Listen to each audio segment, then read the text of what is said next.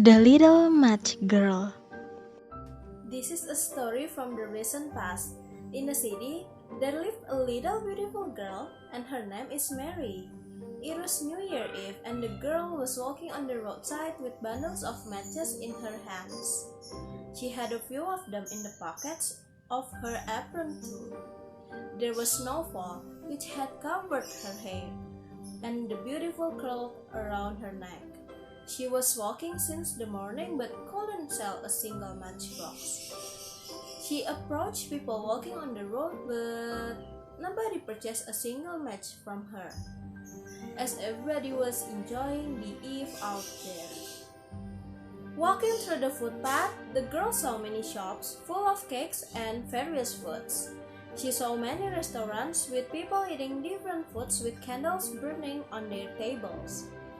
The girl, too, was very hungry as she had had nothing since morning. She ignored the sight and walked ahead. She was shivering as it was night. The cold was quite piercing. She was unable to walk properly as she was barefoot. During the daytime, she was at home, sitting beside her ill grandmother. "Mary, would you please go out today to sell the matches? We could get some food if you could sell a few of them," said her mother. "No, mother, it's too cold out there." Mary refused her mother's order. "Go, you silly girl. Go and sell all those matches by evening and don't come home unless you sell them all," said her father. "Go, dear, or else he will hate you again. I feel so sorry to have such a cruel son," said her grandmother. "Don't cry, Grandma, I'll go." Mary put some matches in her apron, wore her mother's slippers, and left.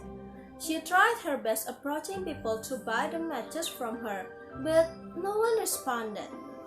It was getting dark, and Mary was very hungry, but she remembered her father's threat. She met many people but failed to sell any matches. After a long time, she felt tired and she found a corner between two houses and decided to sit there for a while. The cold was getting bitter. The girl with the matches in her hands thought, "If I burn matchstick, I can get some warmth." Again, a thought came in her mind. If father came to know about it, he would be very angry. But the shivering forced her to think, how would he know if I burned just one stick? She dared to take out the matchstick and burn it on a wood nearby. And what a surprise! The matchstick turned into an iron stove. The girl felt warm. She put her hand near the iron stove and tried to grasp the warmth. She was very happy, but soon in a few moments, a snowdrop fell on the matchstick and the flame went out. She was very disappointed. In a while, she felt hungry, her stomach growling so hard. However, all she could do was endure the hunger. Then she looked at the sky, pleasing God to help her. "Oh God, please take me out of this situation." Just then, she saw a star falling down. A thought struck her mind.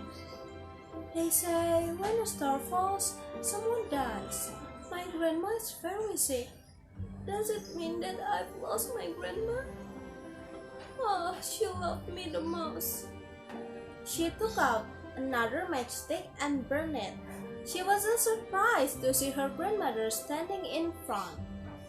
"Oh, Grandma, you're here," said Mary. "Yes, my child, I'm here for you," said her grandma.